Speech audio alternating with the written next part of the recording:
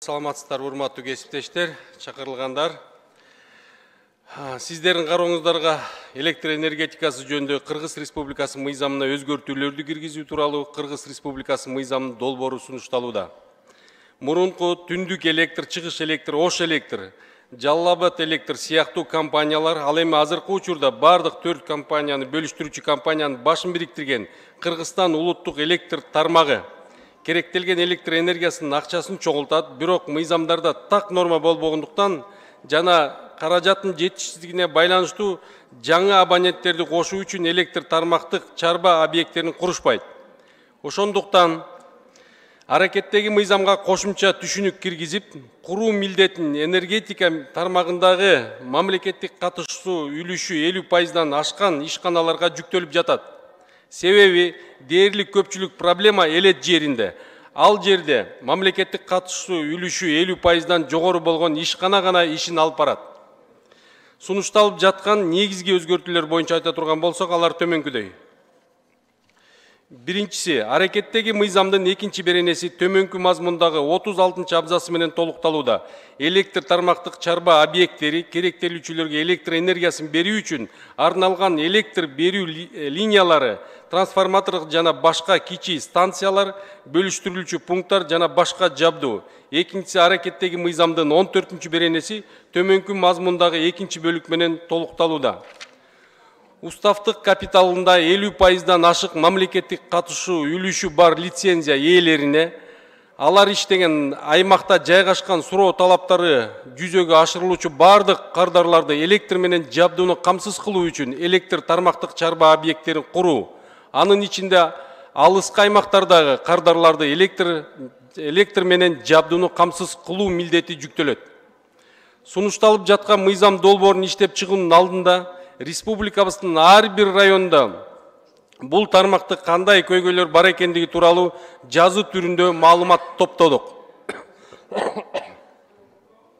Бишкек шаарын кошпогондо 40 райондун 38 жазуу түрүндө жооп беришкен. 2 район жообун берген жок. Келген жооптор боюнча маалымат төмөндөгүдөй. 31 районда айыл өкмөтүнүн каражаты жетишсиз. 1 районда айыл өкмөтүнүн каражаты жетиштүү. 3 райондо так көрсөткөн эмес же жообун толук бербегендер. 3 райондун айыл өкмөттөрүндө көйгөй жок. 95 айыл өкмөттөрдө калктын кээ бир бөлүгүн сапаттуу үзгүлтүксүз электр энергиясы менен камсыз кылуу көйгөйү бар. Бул жерде отурган ар бир депутат шайлоочулар менен жолуккан учурда жергиликтүү эл тарабынан көмөк чордонун коюп бергиле, электр мамычаларын орнотуп бергиле, линия куруп бергиле деген сыяктуу маселелер байма-бай көтөрүлөт. Жергиликтүү калктын талабы да орундуу, себеби керектелген электр энергиясынын акчасын рес чогултат. А шарт түзүп бергиле десе, биздин андай милдетибиз жок деп кутулушат. Электр энергиясы бул товар. Мыйзамда каралган укуктук нормалардын негизинде эки тараптын бири, тагыраак айтканда товарды сатып алуучу гана өзүнүн милдетин так аткарууда. Экинчи тарап сатуучу коммерциялык уюм электр энергиясы менен тиешелүү деңгээлде камсыз кылбай туруп, акча чогултканы келгенде колдонулган электр энергиянын карызын доолап, өз убагында төлөнбөсө пениясын кошуп эсептеп, акыры өчүрүп салат. 2023 жылы 1 майынан тартып электр энергиясы 23 тыйынга кымбаттаган. Ошондой эле безлимит тарифи кирип, алгач 5 сом 04 тыйын болуп, бекип кийин баасы ылдыйлады.